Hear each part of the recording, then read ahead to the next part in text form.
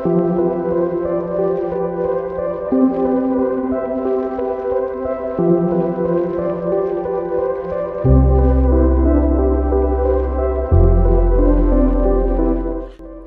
Terrelge, matatagpuan sa Nalayk Tureg District, ilaging silangan ng Ulaanbaatar.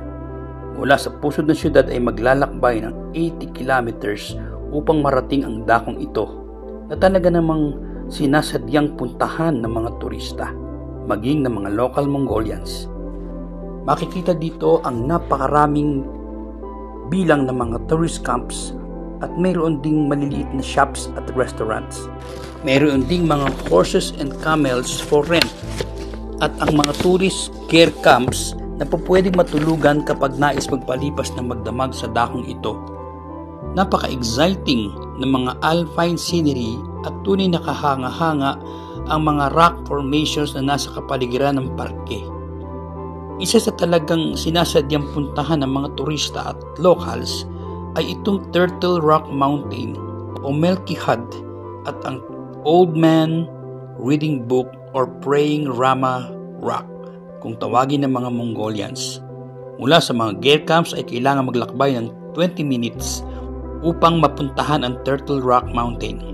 At kung kayo ay slim and fit, ay magagawa ninyong pasukin at akyatin ang uluhang bahagi ng Turtle Rock Mountain sapagkat mayroong maliit lamang na butas na mapapasok upang maakyat ang itaas na bahagi at doon napakagandang pagmasdan ang mga tanawin sa paligid na napaka-relaxing.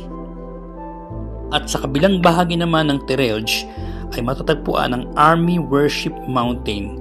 Kailangang dumaan sa isang maliit na hanging bridge at pinupuntahan ito ng mga turista maging ng mga lokal upang bisitahin ang Monastery of Machuchin na nasa itaas ng bundok. 인체에서는 엉덩이 이게 뭐 히트가 송 이게 그래 같이 좀 히트를 주지 우리는 인체에서 살아 잘 그런 거 남들이 아마